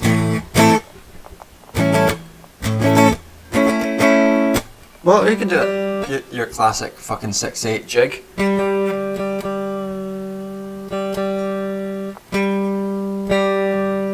I like Drunkish Duncan. Oh, we're not even a full bottle of wine down. We're not drunk. Black and tan. Okay, we'll do a jig. We'll see how much of a jig we can do in this. My lip pedal, for anyone who doesn't know, my lip pedal is bad. It does 30 seconds, so you can't and it's just one loop. So this is the best we can do until we update it, until we have the context to update it. I am waiting to hear back from an essay competition, and if I win an essay competition, we might have some updated technology. If I don't win, then we won't. But you know, maybe we can see. Let's do some. Let's do a jig. John the Drunken, yeah. It's one I've heard before. Drunken Duncan, Slam Duncan, Dunkin' Donuts. I've heard them all.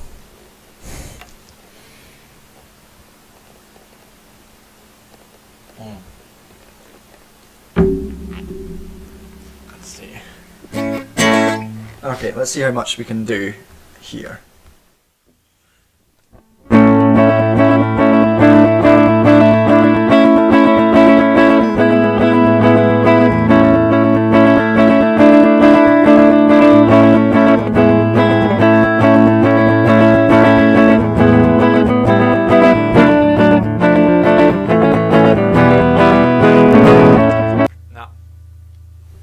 Too long. It's too long. Let's we'll have to try.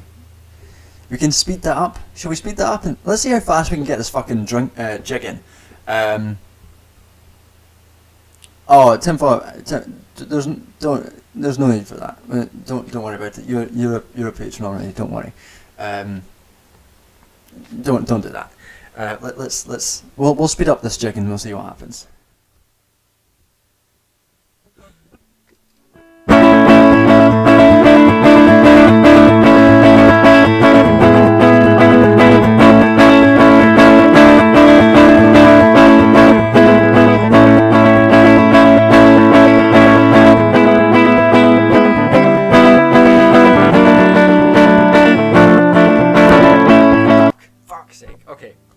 Alright, we're gonna have to change this jig. We'll have to change this jig. We'll slow it down. We'll slow it down and we'll just do one round of each and see how that works.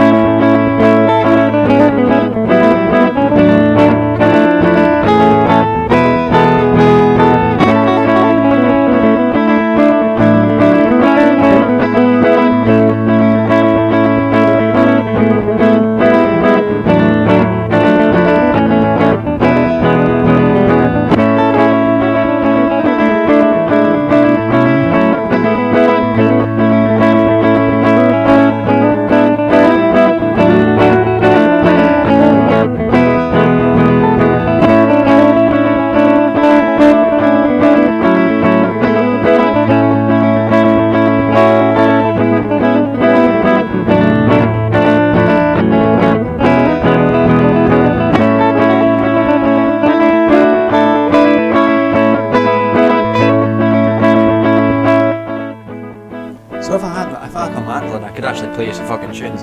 I don't actually know. I don't know any. I don't know any actual tunes, like trad tunes on the guitar. I only know them on mandolin, and I don't. That's up in Scotland. So I'm not gonna get that. But you know, that's a classic. This is a sort of classic riff that a jig would have. Although this is what that sort of style is what my an old guitar teacher, a guy I knew, a Shetland guitarist, name of oh well, thank you, Alex Bag. That's incredibly kind of you. For both a loop pedal or a bottle of mead. I'll put that to the side for both of those things. Oh man, I've forgotten his name. That's terrible. I shouldn't have forgotten his name. It's been a few years since I've seen him. He was in a Shetland band called Homebrew. I've gone fucking I'm glowing again. In a band called Homebrew, play up in Shetland, and he described that sort of guitar playing as BBC Alba guitar playing, where you get lots of young trad bands playing stuff like that. And it's a bit flowy, a bit messy, and it sounds kind of modern. It sounds less. You wouldn't really get this in a jig. You wouldn't really get this in a dance band. It'd be called a jig because it's 6/8 time. But you wouldn't really get this in a dance band or in a ceilidh because it's too loose. It's too flowing. You need some more sort of. You need some more percussive guitar playing if you're going to play this in a dance band. But it gets the job done.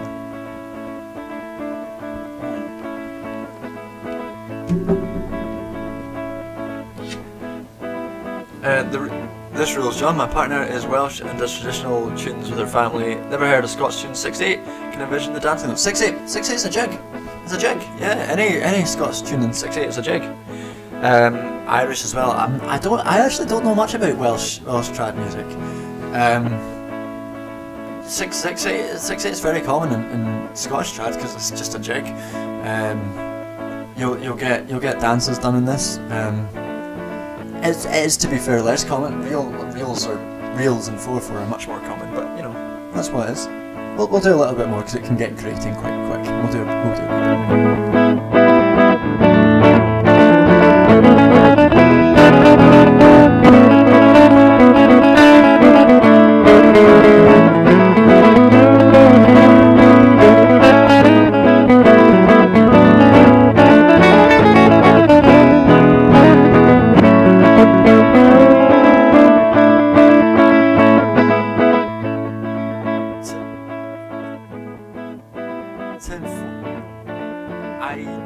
That is far too kind. Wow.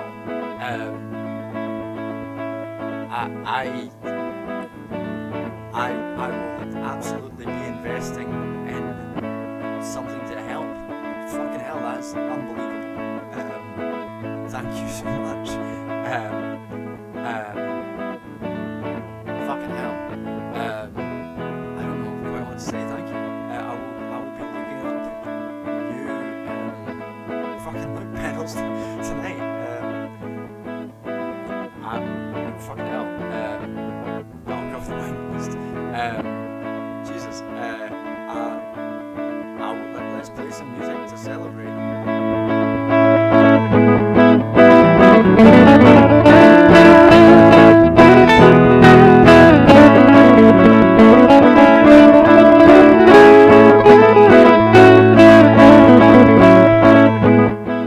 Sorry, was I a little quiet? I should not be quiet because that was unbelievable. And I genuinely don't know what to say to that. That's incredibly kind, and fucking hell. We'll get back to playing, or else I will. I'll embarrass both of us. But fucking hell, yeah. We'll be looking for look pedals tonight or tomorrow, and we can improve these streams from here.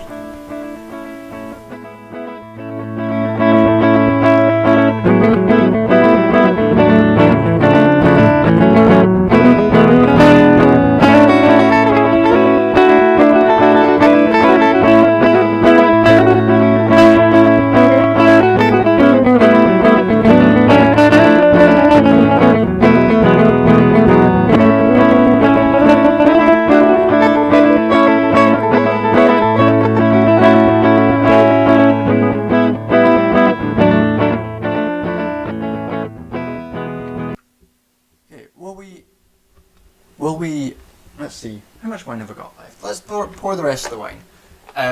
Yeah, fucking everybody fucking praise Tinfoil Pain in the chat. Fucking hell. What we'll do for the rest of the stream, because I don't know how much time I've got left. I don't mean that to sound as that sounded ominous. I didn't mean it to sound ominous. We will stick around. We'll do some.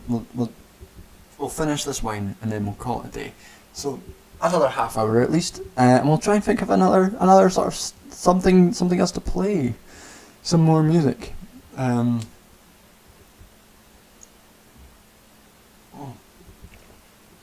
Yeah.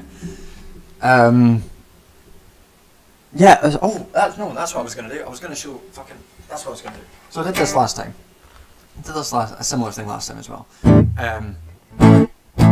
So a lot of this is for the person. Was it Dr. Dogood that was talking about their wife and Welsh music? So a lot of the Scottish reels will be like. So a lot of the boring ways to play Scottish reels will be like.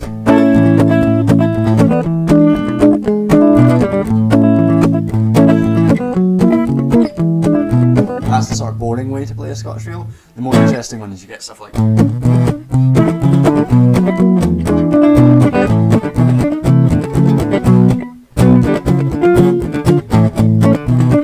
sort of shit, and then you get your fucking relative minors in there.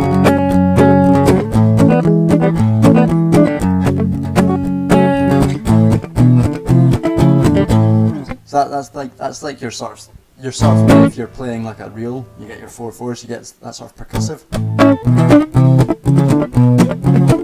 And you can tell the difference between that and like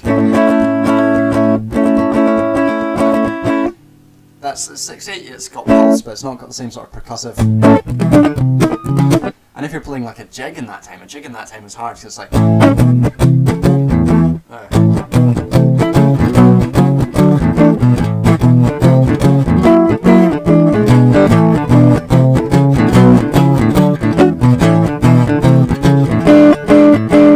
That sort of shit, and it's like it is difficult, but it's got like a percussive.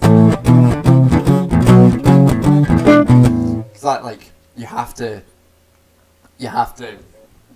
get that percussive sound in, because most, especially in where I know most like trad music from, because of my mum's background from Shetland. You don't tend to have as many drummers in your ceilidh bands. You might have a drummer in your dance band down south, but a lot of the time up in Shetland they won't have a drummer, so you've got to get that percussive sound driving on the guitar for your dance music. That's what I was gonna say.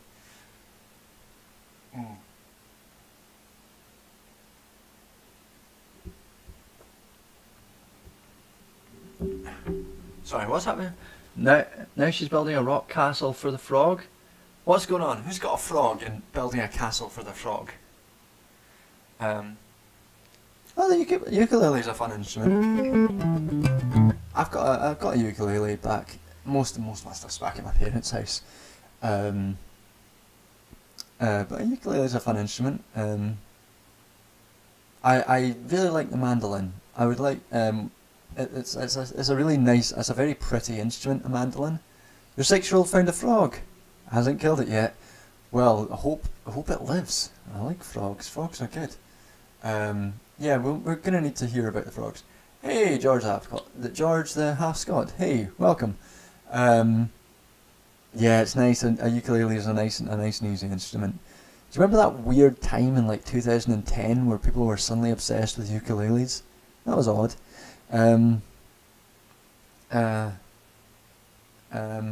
Yeah, I like a mandolin. My brother's very good at the banjo, which is my brother is a very good musician.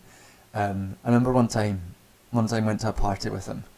My brother's like 7 years older than me, and he's a fucking absolute lightweight with booze. So anytime we're out, it often ends up me looking after him because he's just fucking lightweight. And he invited me to this party when he was doing his teacher training, and I turned up, and like I buzzed the thing, and people were like, "Who are you?" And I was like, "Oh, I'm Neil's friend." And they're like, "Who's?" Oh, I shouldn't say his name. He's a teacher. Ignore that. I was like, "Oh, it's my such and such is my brother." And they were like, "Oh, okay, come up then." And I came up, my brother was fucking out. He was not able to stand. But what he was able to do was play the banjo with this like unbelievable skill. Like he was just sitting on the ground, like his head bobbing away, just going like and people like chucking him 20p's as a joke, as if he was busking. It was like I don't know how he did it. It's like his hands and his brain were separated by something. He's very good at the banjo. I can do the tenor banjo because tenor banjo is, well, in some cases tuned the same as a mandolin. 5-string, he's amazing at it. It's unbelievable. I would love to learn how to play the fiddle. I think with just my general vibe, a fiddle would suit me. My sister plays the fiddle, and and she's good at that. I would one day I think I'll learn how to play. I'll steal her fiddle and learn how to play that. Because it's the same fingering as a mandolin, so I have that down. It's just the bowing that you got to figure out. Yeah. Let's do some more music. Let's see what we can come up with. Fiddling for the aesthetic. I mean, yeah. I once saw this Irish fiddler in the Fringe. One of the best things I've ever seen in the Fringe. It was this Irish fiddler who would like tell these stories. He'd play this fiddle. He had a great fiddle. It had like this amazing, like the head of the fiddle had this like big bearded man carved out of the wood, and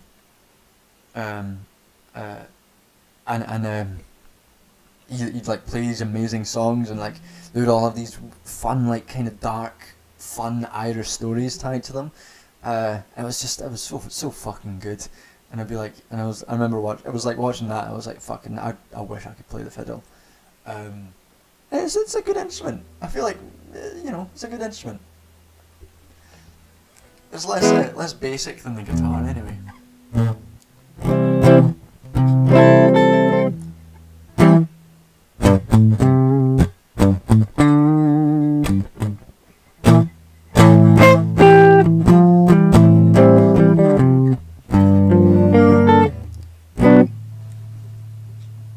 I'm feeling some cheesy blues. Shall we try some cheesy blues? I won't linger too long in this because it will be insufferable. But let's fucking do it.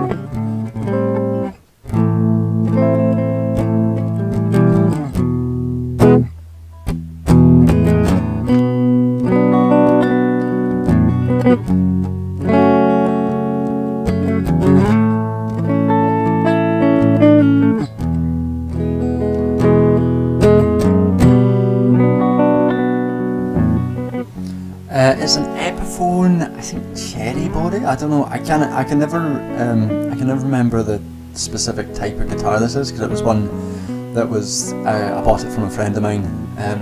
Stupid fucking light. I bought it from a friend of mine when I was working in the Oranmore in Glasgow. It was a friend who worked there at the same time, so I don't know exactly what type of guitar it is, but yeah.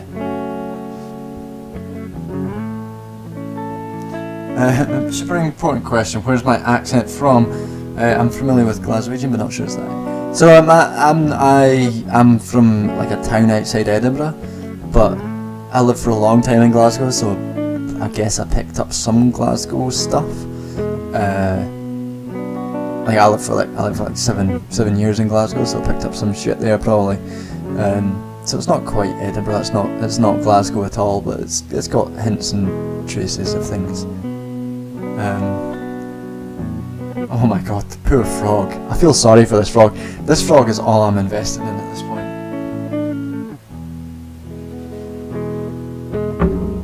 Alright, let's get some fucking... We're about to turn up the cheese here. We're gonna turn up the cheese so much.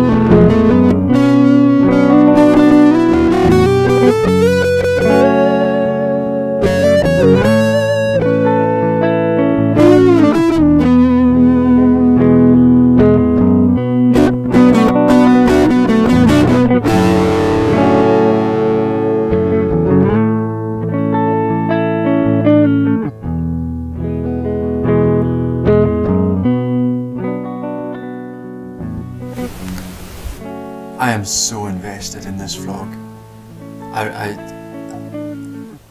We need to know about the frog. This song is dedicated to the frog.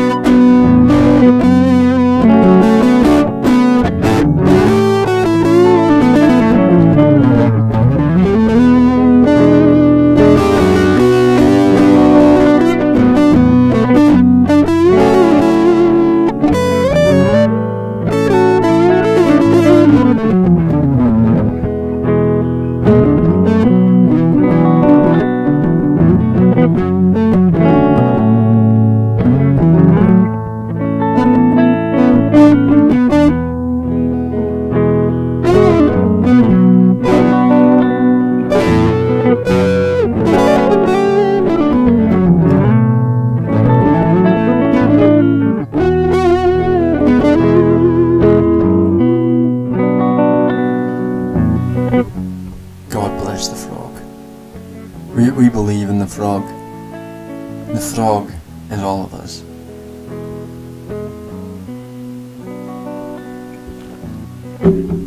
Okay, I'm getting bored of this blues. We're gonna do this. Is okay. Next song's gonna be the last song. We're gonna pump it up a bit to get us up for Friday night. So we're gonna do a bit of a get something a bit dancey. We're gonna get something fucking 2010 indie fucking dance track going on the go here. Let's see what comes up. Oh, my cat's trying to get in the room. Let's see. Let's see.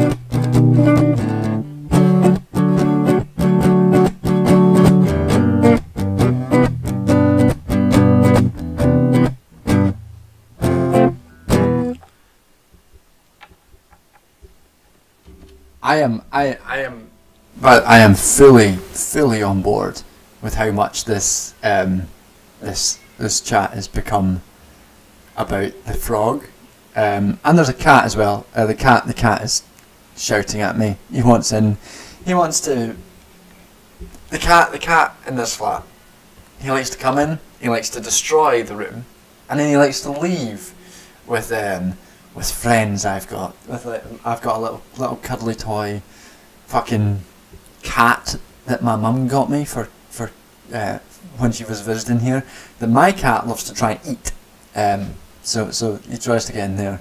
He's not allowed in here. I can't let him in. If I let him in, he will fucking destroy things. He'll start eating random shit. He'll find like fluff or hairpins, or he'll knock over every book on my shelf because he's got no self-control. He's ungovernable. And also he scratched me like every time I've tried to get him out. Like he runs into the room and then like hides under a bedside table or something to try and pretend that I don't know he's in there. Like, he's not outwitting me. I will say that I am smarter than a cat. I believe this to be the case, that I am smarter than a cat. But he hides under there and he waits for me to think that I'm not gonna know he's there anymore. Then he sneaks out and tries to break shit, like knock shit over, eat my cat, eat the duck that a friend got me. And then when I tried to pick him up, he tries to jump on me and scratch me. He's a fucking menace. He's both the smartest and the absolute dimmest cat I've ever met in my life.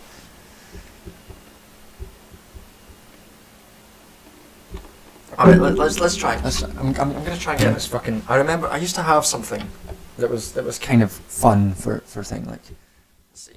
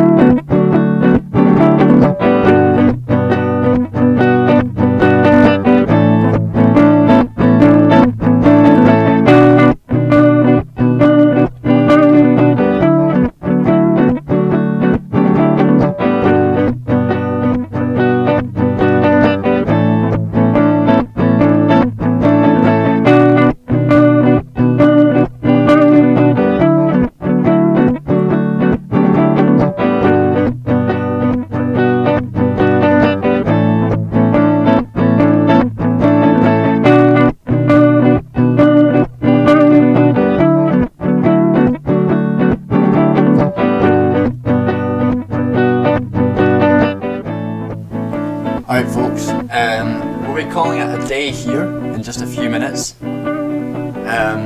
We've got Kat here. I've also got a guest that I should probably go out and entertain. We will give this one last bit of me showing off, and then we'll call it a day. Thanks for coming. This has been an incredibly good stream. I'm very glad. Very glad I did it.